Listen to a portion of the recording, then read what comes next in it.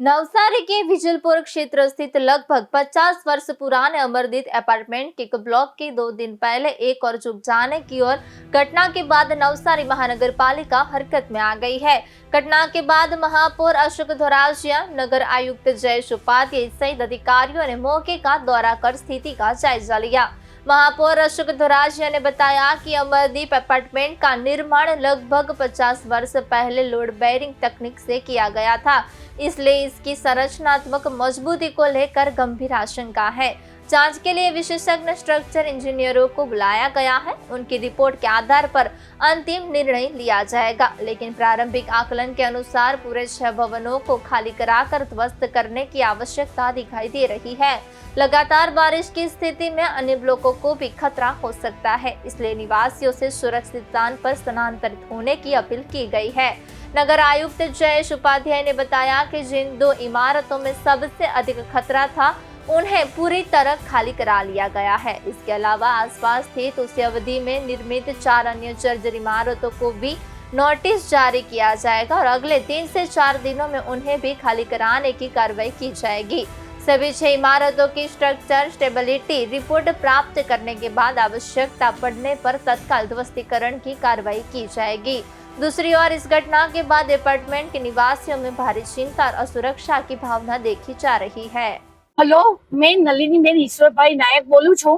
હું અમરદીપ 5 અને 6 માં રહું છું। મારા મિસ્ટરની ઉંમર 85 વર્ષ છે, મારી ઉંમર 73 વર્ષની છે।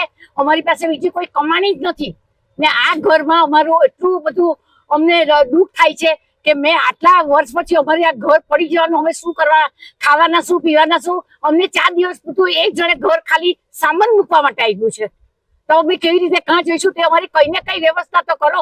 ઉંમરવાળા માણસ ને બધા સામાન્ય કુટુંબના માણસ છે, કઈ કોઈ પૈસાવાળાને એવા નથી કે તેને નથી જરૂર પડવાની ને ઘણાને એક રૂમ રસોડું છે ને ઘણા તો પ્રેશર થઈ ગયું છે, ચક્કર આવે છે। મને આ બેને પકડી છે, અરે પુષ્કળ ચક્કર આવે છે, મારાથી ઊભી બી નથી રહેવાતું। જેમ બને તેમ તમે અમારા માટે કંઈક કરો, કંઈક કરો। હું આ મેયરભાઈ ને બધા જે મહાનગરપાલિકાના સભ્યો તે લોકોને વિનંતી કરું છું કે અમારી માટે કંઈક પગલાં ભરો ને અમને કંઈક અપાવો, ઘર જેવું કંઈ અપાવો કે જેનાથી અમે અમારી રીતે શાંતિથી રહી શકીએ। જય હિન્દ। આપણે નવસારીમાં 2 દિવસ પહેલાં જે બિલ્ડિંગ નમવાની વાત હતી એ અમરદીપ એપાર્ટમેન્ટ પાસે ઊભા છીએ। આ જે બિલ્ડિંગ છે પૂછતા એવું માલુમ પડે છે કે લોડ બેરિંગ એટલે કે જેને બીમ કોલમ નીચેથી ફૂટિંગ ન ભર્યા હોય અને 50 વર્ષ પહેલાં બનેલા મકાનો છે।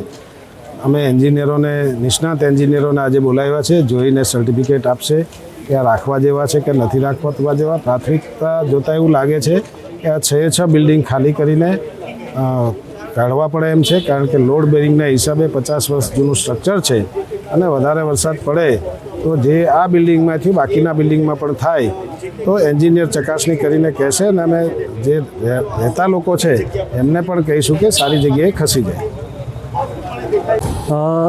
નવસારી મહાનગરપાલિકામાં 2 દિવસ પહેલાં અમરદીપ એપાર્ટમેન્ટ જે છે એ નીચેની તરફ થોડું ધસેલું હતું, જેના કારણે આપણે તમામ જે રહીશો હતા એમને શિફ્ટ કરી દીધા છે। અત્યારે આખું બંને જે બિલ્ડિંગ છે એ ખાલી કરાવી દીધા છે। આ જ અરસાની અંદર જે બનેલા બીજા 4 બિલ્ડિંગ છે એનો પણ આપણને જો થોડાક જર્જરિત ટાઈપના લાગે છે અને એમાં સ્ટ્રક્ચરલ સ્ટેબિલિટીનો અભાવ દેખાય છે, એટલે એ લોકોને પણ નોટિસ આપી 3-4 દિવસમાં ખાલી કરાવી દઈશું અને આ તમામ જે બિલ્ડિંગ છે 6 એનો સ્ટ્રક્ચરલ સ્ટેબિલિટી રિપોર્ટ કઢાવી અને આગળની જે તોડવાની કામગીરી કરવાની હોય તો એ પણ આપણે તાત્કાલિક કરી લઈશું।